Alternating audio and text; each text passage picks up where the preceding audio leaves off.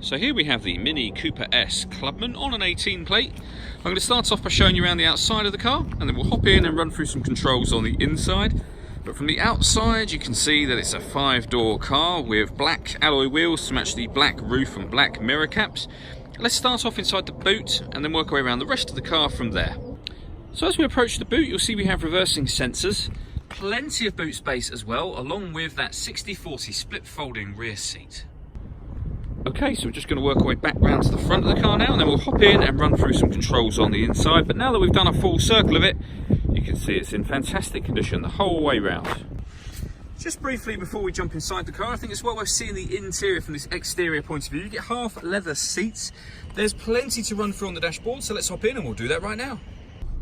Okay, so now that we're inside the car, we're going to start with the dials. On the left-hand side, we have the rev counter. Then we have the speedometer in the middle. You can see the total miles at the bottom.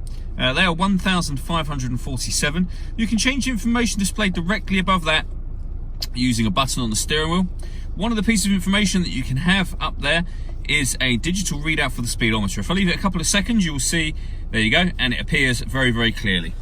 If we back out to the steering wheel, on the left-hand side, we've got cruise control and speed limiter, and on the right-hand side, we have stereo controls and voice activation for the phone. So hit that button, ask it to dial anyone in your contacts list, and it can do that for you without you having to take your phone from your bag or pocket.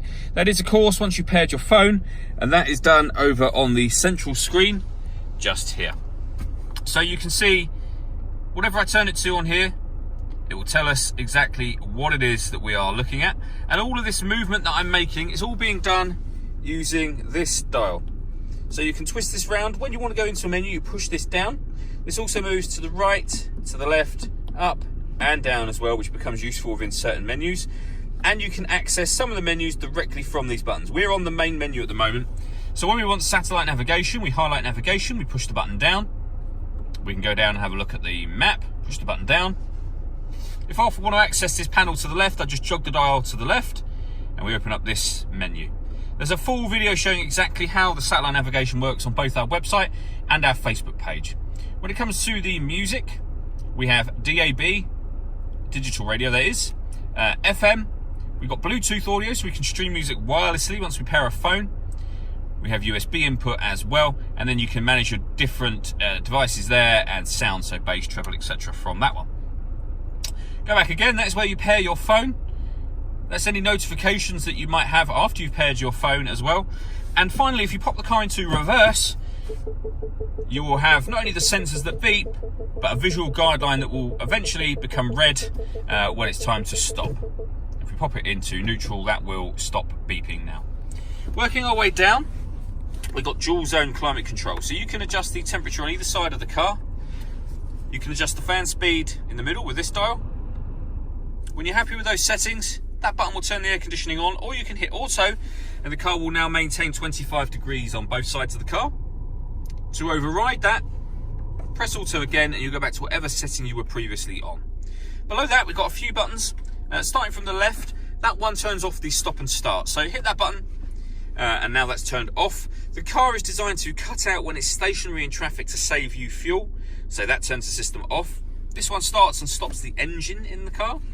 That turns off the traction control, and this one puts the car either in sport mode or green mode. So sport or mid and then green. And whatever mode you're in, the colour around this will change. So red is sport mode, and it will show us on here that we put it into mid or green. And as I say, they're all changed down there, and it affects the stiffness of the steering, how quickly the accelerator pedal reacts, and you really can tell the difference in each mode. Under that, we've got the USB input and a 12-volt charging socket underneath that cap, and then finally a 6-speed manual gearbox. All that leaves me to say is thank you for taking the time to watch this video. If you'd like to come and see the car in person and have a test drive, please feel free to call any of our MJA sites. We'd love to hear from you soon.